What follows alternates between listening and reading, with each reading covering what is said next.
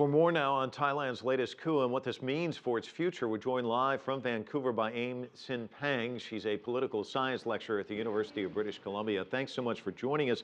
Why don't we begin with what type of message you see as this former prime minister detained? What does that send to Thailand and the rest of the world, for that matter? It's not unusual for political leaders, especially involved with the government, to be detained by the military following a coup d'etat.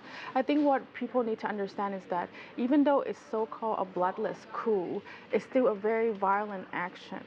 And that the fact that nobody died on the day that the military staged the coup didn't mean that it wasn't violent. So the fact that the military detained a number of key political figures is a violent act, and there have been reports that some of these political figures have been kept safe, but nobody really knew where the location was. And Aim, this is something you've been watching quite closely.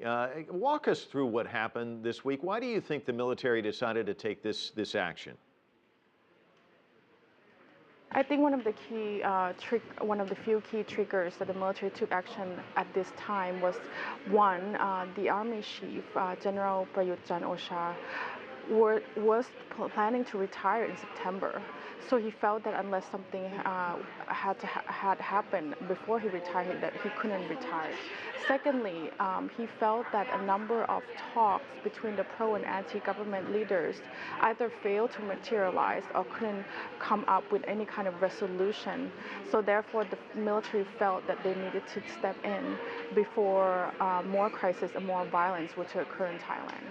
Martin Loh just reported, as you saw, he says this is the 12th coup, and as he put it, some see this as the most dangerous coup. Would you agree? This is a very volatile situation for two reasons. For one, there's already been organization of two warring political movements that have been actually going on for the past 7 years. And the red shirts and the yellow shirt leaning so-called People's Democratic Reform Committee, the PDRC, anti and pro-government movements. So because these movements have been mobilized and have been organizing a number of rallies prior to the coup d'etat, it will be much harder for the coup government to actually contain the situation. Secondly, the military decision to actually try their best to control the media, both online and offline, will prove quite unsustainable in my view already, because there has been a so-called a ban on what can be aired on TV and radio stations. A lot of people, and especially reporters, had to turn to social media to get their news. And so in some ways, this lack of information and that search for, wanting to know what's going on in Thailand will put actually additional pressure from the public on the military. So I think that Thailand is under a very precarious situation at the moment. Well, you mentioned social media. There's also rumors going around that they may try and clamp down on the internet. Do you think that's likely? Already, the military government had summoned the executives of ISP providers to meet with them and to essentially hold them quite responsible for what would go on online, to make sure that this cyberspace would not contain any kind of activity that would subvert the military government.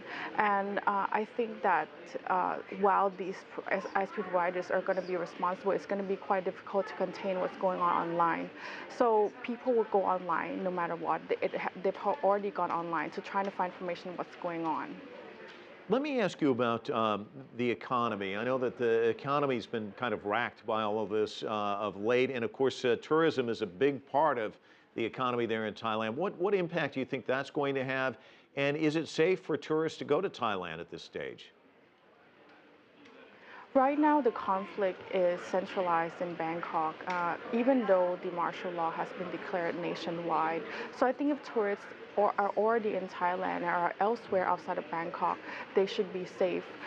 They must exercise caution, obviously, if they plan to travel to Thailand at this time, because most of the international flights will be coming into Bangkok before going anywhere else.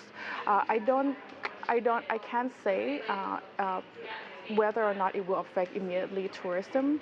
Thailand has been essentially undergoing a lot of political instability in the past decade, and it has gone on in waves in terms of tourism. So some tourists, will still come anyway because they realize that if they don't stay in Bangkok, they should be okay.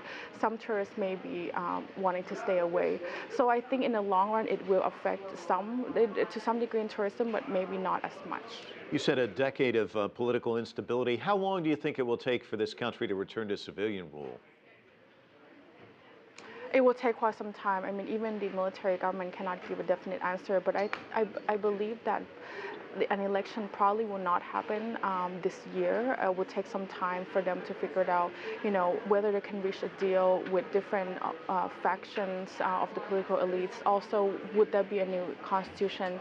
There tends to be a new constitution following a coup d'etat, so this takes quite some time to draft and to talk. So I don't think an election would happen this year, but I think the military understand that they can't stay in power for very long. So in the near future, there should be an election. Aim Sinpeng joining us from Vancouver. Thanks so much for your insights.